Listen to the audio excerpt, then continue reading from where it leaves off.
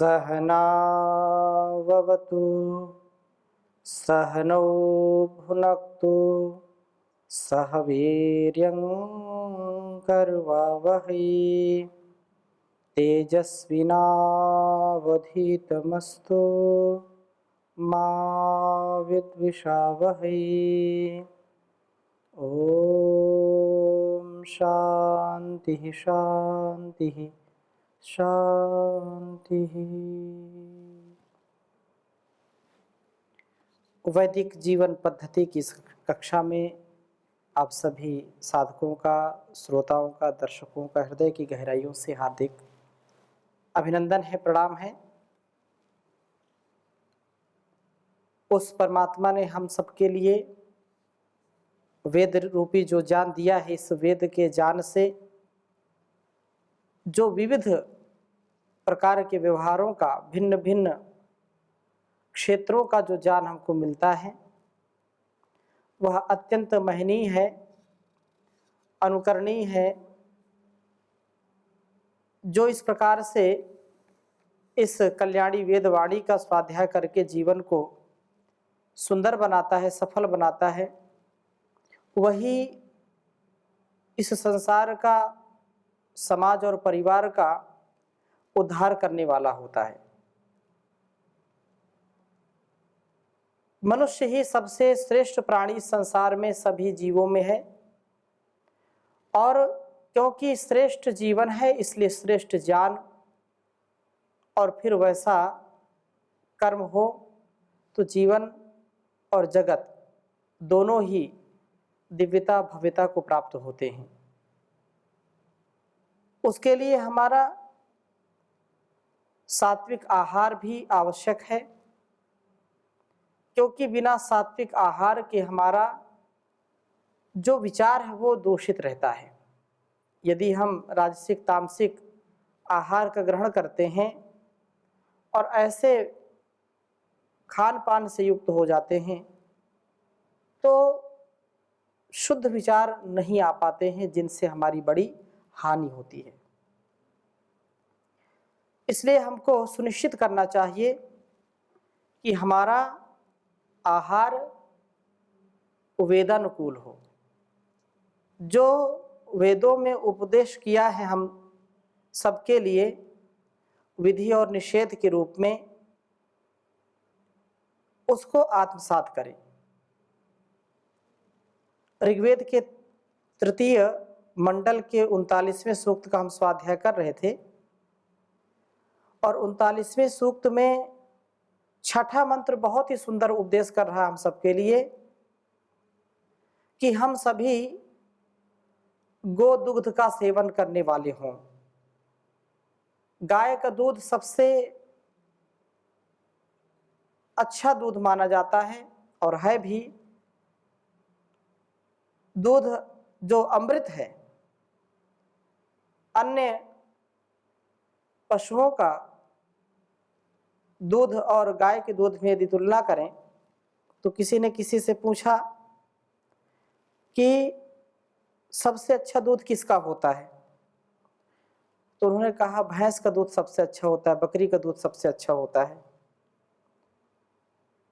तो उन्होंने आश्चर्य से पूछा कि आपने ऐसा क्यों नहीं कहा कि गाय का दूध सबसे अच्छा होता है। तो मुस्कुरा करके बोले क्योंकि गाय का दूध नहीं, उसको अमृत कहा जाता है, वो अमृत के समान है, जो हमारी कुशाग्र बुद्धि के लिए, उत्तम स्वास्थ्य के लिए, तेजस्विता के लिए, आरोग्यता के लिए अत्यंत आवश्यक है। वेद मंत्र पहले मैं लिखता हूं, फिर आपके बीच में इसका भाव क्या है उसको समझाने का प्रयास करूंगा।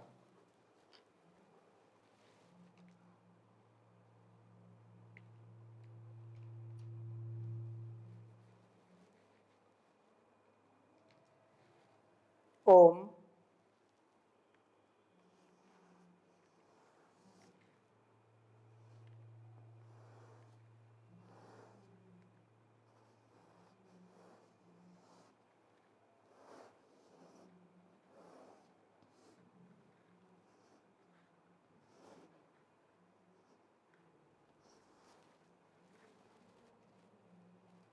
इंद्रो मधु संभृतम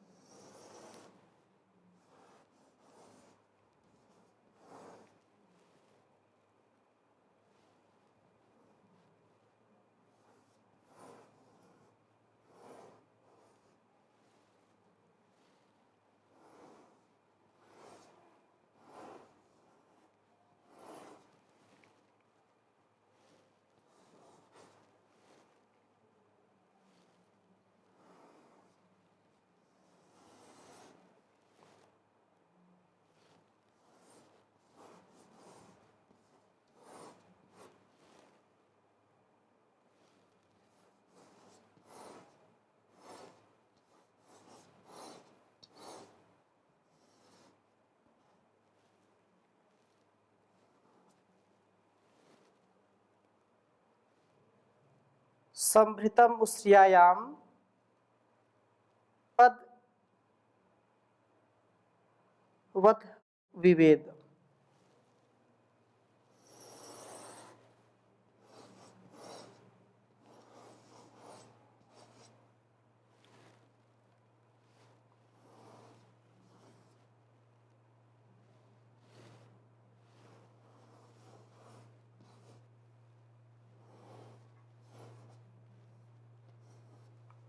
पदवद विवेद।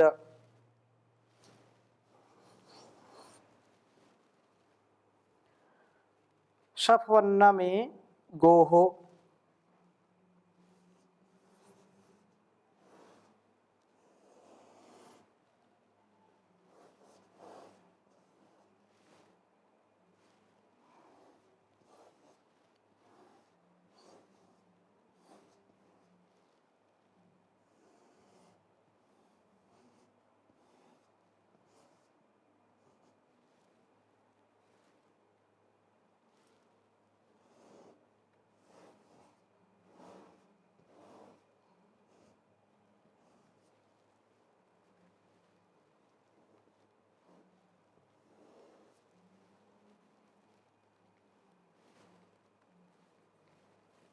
गुहाहितम गुह्यम।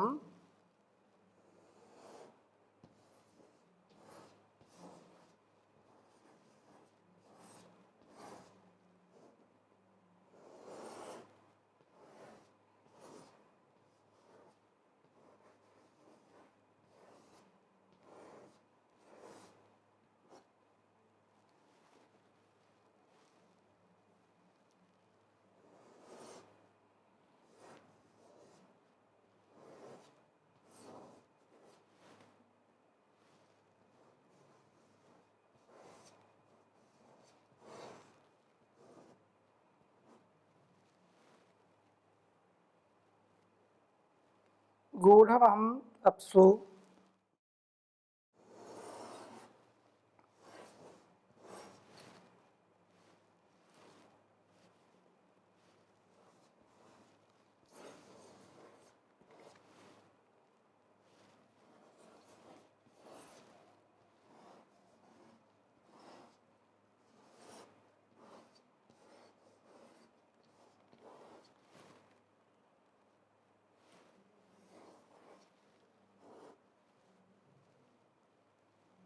गूढ़महम अप्सु हस्ते दधे।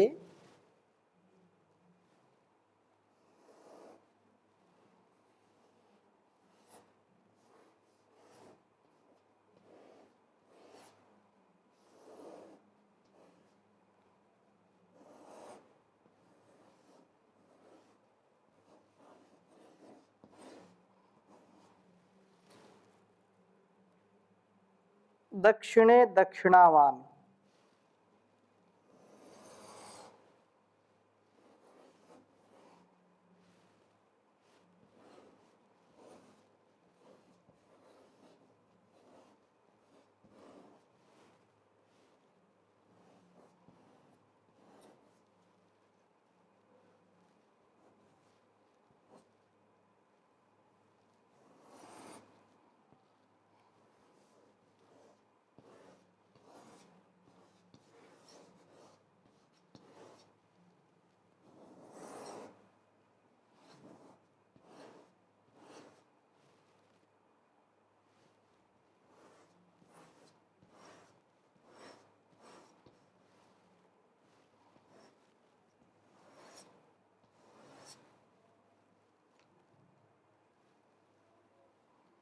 तीसरे मंडल के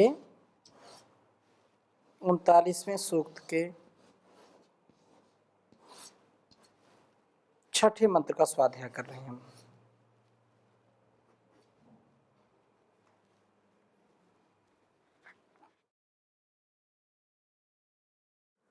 ओम इंद्रो मधु संभृतम श्रियायाम पद्वद विवेद शफन्नवे में गोहो गुहाहितं गुह्यं गूढ़महं अप्सु हस्ते दधे दक्षिणे दक्षिणावान्। ओम इंद्रो मधु संभृतं श्रियायां पद्विवेद सफवन्न मे गोहो गुहाहितं गुह्यं गूढ़महमप्सु हस्ते दधे दक्षिणे दक्षिणावान्। इंद्रो मधु संभृतम उस्रियायाम पद्वद विवेद शफवन्न मे गोहो गुहाहितं गुह्यं गूढ़म अहमप्सु हस्ते दधे दक्षिणे दक्षिणावान। बहुत सुंदर यहाँ उपदेश किया है कि जो जितेंद्रिय इंद्र, जो एक जितेंद्रिय पुरुष उस्रियायाम गौ में संभृतम सम्यक धारण किए गए मधु औषधियों के सारभूत दूध को, उस दुग्ध को विवेद प्राप्त करता है।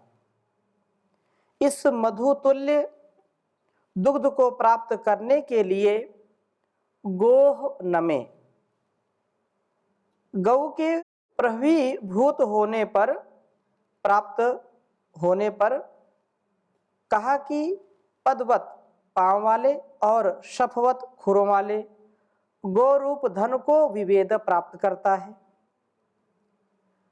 गोरूप धन से प्राप्त गोदुग्ध के सेवन से सात्विक वृत्ति वाला बनकर के यह दक्षिणावान अर्थात अत्यंत दान की वृत्ति वाला बनकर के गुहाहितम हृदय रूप गुहा में स्थापित गुह्यम रहस्यमय अपसु सब प्रजाओं में गूढ़म छिपे हुए इस प्रभु के ज्ञान को हस्ते दधे अर्थात हाथ में धारण करता है। उसे यह ज्ञान जो अत्यंत गुण है, अत्यंत रहस्यमयी है, हस्त कमलवत प्रत्यक्ष हो जाता है। कहते हैं कि जो गोदुग्ध का सेवन करते हैं उनका मन मस्तिष्क बहुत ही पवित्र होता है, सूक्ष्म बुद्धि हो जाती है, शरीर भी मन भी पूरा प्रसन्नता से, शुचिता से, पवित्रता से युक्त होता है। शरीर हल्का रहता है, आयुष्य बढ़ता है, अनेक रोगों का शमन होता है। इसलिए गोदुग्ध का सेवन अत्यंत महत्वपूर्ण है, अत्यंत अनिवार्य है यदि हम दीर्घायुष्य को प्राप्त करते हैं, क्योंकि उत्कृष्ट जीवन के लिए आवश्यक है कि हम गोधन को अपनाएं। वेदों में, हमारे ग्रंथों में, शास्त्रों में इसकी बहुत ही महिमा गाई है और गाय का एक जीवन, एक गाय का एक जीवन मनुष्यों के कई पीढ़ियों को लाभ देता है। महर्षि देवदयानंद जी ने गो करुणा निधि एक छोटी सी पुस्तक लिखी और एक जन्म में गाय कितना उपकार करती है इस संसार का, उसको हम पढ़ सकते हैं, जान सकते हैं। विडंबना यह है कि लोग पढ़ते नहीं हैं, जानते नहीं, समझते नहीं हैं। जिस राष्ट्र में गाय को माता कह करके पुकारा जाता है, उसी राष्ट्र में कुछ चंद लोगों के कारण, समुदाय विशेष के कारण उसको काटा जाता है। कितना करुणा का, कितना दुख का यह विषय है, लेकिन कुछ ऐसी राजनीति, ऐसी कुछ संधियां लोगों ने कर रखी हैं, ऐसा वातावरण बना रखा है जिससे राष्ट्र में जो गाय का स्थान होना चाहिए वह आज तक नहीं मिला। प्राचीन काल से लेकर के अब तक और आगे तक गाय तो उपकारी पशु रहेगा ही रहेगा। गाय हमारी माता है, दूध दही का नाता है, बचपन में हम सुनते थे। परंतु आज कुछ स्थानों पर जहां लोग जागरूक हैं, गौशालाएं बनी हैं, कुछ सरकारों ने भी इस पर ध्यान दिया है, लेकिन और ध्यान देने की आवश्यकता है। परिवार, समाज और राष्ट्र को उन्नत बनाना है और आर्थिक यदि स्वावलंबन चाहिए, आर्थिक आत्मनिर्भरता चाहिए, तो यह बहुत बड़ा साधन है गाय का। पतंजलि योग पीठ में भी अनेक स्थानों पर हमारी गौशालाएं संचालित हो रही हैं।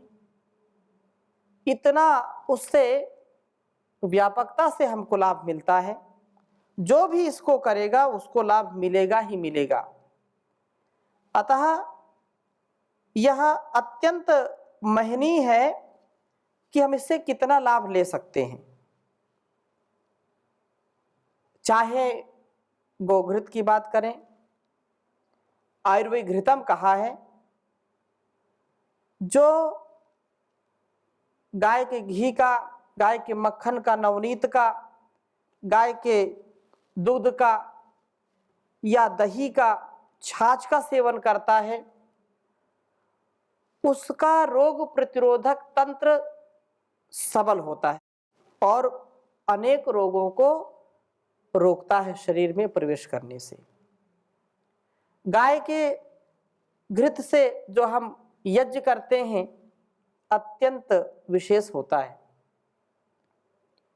इसलिए गाय में कहते हैं कि देवी देवताओं का वास है। गाय जो भी खाती है औषधियां, फिर दुग्ध के रूप में वो सारा जो सार है वो हमको प्रदान करती है। इसलिए कहा कि समृतम, सम्यक धारण किए गए मधु औषधियों के सारभूत दूध को, नाना प्रकार के पत्तों को, अलग अलग वनस्पतियों को गाय चरती है। अब जो घर में गाय बंधी रहती है केवल उसको हम वही खिलाते हैं जो हम खाते हैं, तो इतना उसका दूध गुणकारी नहीं होता है। परंतु जो गायें वन में चरती हैं, विचरती हैं, वो उनका दूध अमृत के समान है और औषधीय गुण से युक्त है। यदि मां के स्तन का दूध सूख गया हो रोग विशेष के कारण, या ऐसी घटनाएं घट जाती हैं कि शिशु को जन्म दे करके कुछ दिन बाद या कुछ देर बाद मां का देहांत हो जाता है, तो उनको बहुत ही महनीयता के साथ गोदुग्ध का सेवन करा करके उन शिशुओं को पाल पोस लिया जाता है। रोग विशेष में बकरी का भी विशेष दूध माना जाता है और शिशुओं के लिए भी दिया जाता है उसको। परंतु बात यहाँ पर गोदुग्ध सेवन की है और उसके महत्व की है, तो यह हमको सुनिश्चित करना चाहिए कि जिस गाय को इतना महान बनाया गया है, बताया गया है, तो ऋषि मुनियों ने ऐसे ही नहीं उसको बता दिया। और गो हत्या यदि किसी से हो जाए तो उसको कितना पश्चाताप करना पड़ता था, कितना उसको दान देना पड़ता था, कितनी उसको तपस्या करनी पड़ती थी। लेकिन आज की स्थिति क्या है? प्रत्येक दिन हजारों गायों को कत्ल खाने में काट दिया जाता है। जहां जिस राष्ट्र में ऐसा होता है, वह राष्ट्र कैसे सुखी रह सकता है?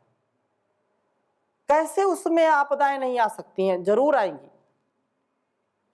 जो गाय अपने बछड़ी को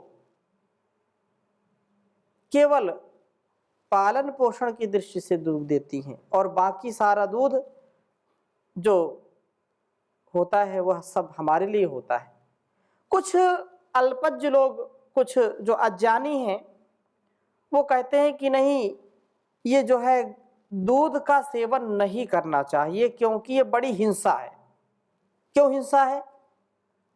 बोले कि यदि आप दूध दूहते हैं गाय का या बकरी का, भैंस का, किसी का भी, ऐसा बहुत लोगों का मानना है और करते भी ऐसा है कि वो हिंसा हो जाती है उनके बछड़ों को या उनके बच्चों को दूध न पिला करके व्यक्ति दूह लेता है, स्वयं पी लेता है, तो बड़ी हिंसा है, वो तो बच्चे भूखे रहेंगे। तो यह बात युक्तियुक्त नहीं है। क्यों? क्योंकि जो गाय 5 लीटर 10 लीटर दूध देती है, यदि वह उसका बछड़ा दूध पिएगा, पूरा दूध पी नहीं पाएगा, पीता है तो बीमार हो जाएगा, दस्त लगेंगे उसको, तो उससे हानि है। दूसरी बात, यदि गाय के थन से दूध निकालते नहीं तो गाय बीमार होगी, इससे अहित होगा। ये वेदों का आदेश है कि ये गाय और जो भी हम पशुपालन करते हैं, देश विशेष में, स्थान विशेष में, रोग विशेष में, अलग अलग सबके दूध का सेवन और उसकी महत्ता बताई गई है। औषधि गुणों से युक्त है। जो ऐसा विचारते हैं वह उचित नहीं है, क्योंकि वेदों का संदेश है और इसमें कोई हानि नहीं है। नहीं दूहेंगे, दूध नहीं निकालेंगे तो बड़ी हानि है।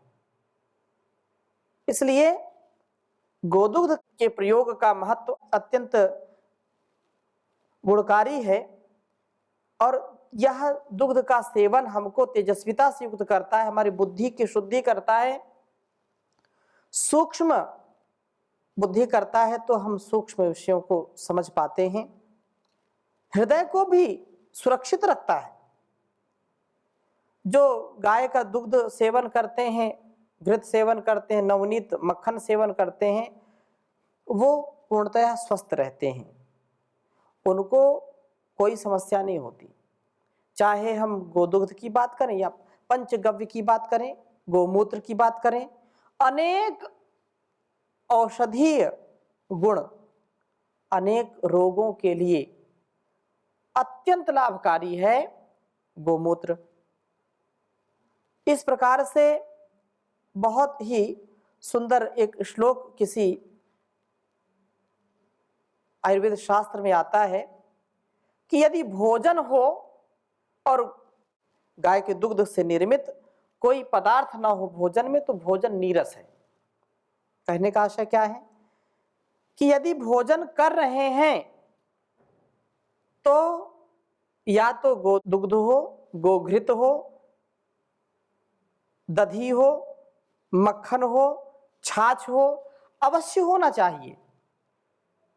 इसे हमारे पहले बुजुर्ग बड़े और पूर्वज इसका सेवन करते थे और पूर्ण निरोगी रहते थे, हृष्ट-पुष्ट होते थे।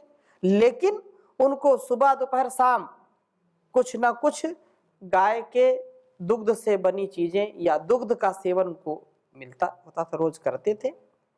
तो किसी कवि ने बहुत सुंदर कहा, बिना गो रसम को रसो भोजना नाम, बिना गो रसम को रसो भूपति नाम, बिना गो रसम को रसो पंडिता नाम, बिना गो रसम को रसो कामिनी नाम। तो प्रथम जो चरण है इस श्लोक का उसको मैं बताता हूँ आपको कि बिना गो रसम को रसो भोजना नाम। हम भोजन करने बैठे और गाय का घृत ना हो, घी न मिले या मक्खन न मिले, छाछ न मिले, दही न मिले, दुग्ध न मिले, तो भोजन नीरस है, उसका कोई रस नहीं है। या उससे कुछ लोग और ज़्यादा स्वादिष्ट भोजन करते हैं तो उस मिष्ठान का प्रयोग करते हैं, मावे का प्रयोग करते हैं, गरिष्ठ होता है यद्यपि, पनीर का प्रयोग करते हैं। तो 100 बातों की एक बात ये है कि यदि हमको आरोग्यता चाहिए, हमको तेजस्विता चाहिए, आँखों के लिए, कानों के लिए, हृदय के लिए, बालों के लिए, पूरे शरीर के लिए, तो हमको गोदुग्ध का सेवन अवश्य करना चाहिए। ये दुग्ध नहीं है, अमृत है। अतः गोपालन करें, गोरक्षण करें। जहाँ अगर नहीं पाल सकते आप गायों को, बहुत सारी गौएं इधर उधर टहलती रहती हैं और उसका लोग गलत जो है उसका उपयोग करते हैं, तो ये आप प्रयोग करें। यदि आप नहीं पाल सकते, गोपालन नहीं कर सकते, तो जो गोपालन करता है उसमें आप सहायता करिए और 1-2 गाय एक प्रकार से गोद ले लीजिए। उनके राशन, उनके भरण पोषण में जो खर्च हो उसको दीजिए और अपने जीवन को पुण्य से परिपूर्ण कीजिए। और जो भी उनका दुग्ध आदि का सेवन करेगा उसका जीवन अच्छा बनेगा। तो गोदूध के सेवन के महत्व के विषय में इस वेद मंत्र में चर्चा की है। बहुत सुंदर वेद मंत्र है। इन्हीं शुभकामनाओं के साथ आज की इस कक्षा को यहीं पर विराम देते हैं। सात्विक वृत्ति वाले बनकर के दानशील हों, रहस्यमय ज्ञान की प्राप्ति के लिए गोदूध का सेवन करें और सदा आनंद में रहें। ओम शांति शांति शांति।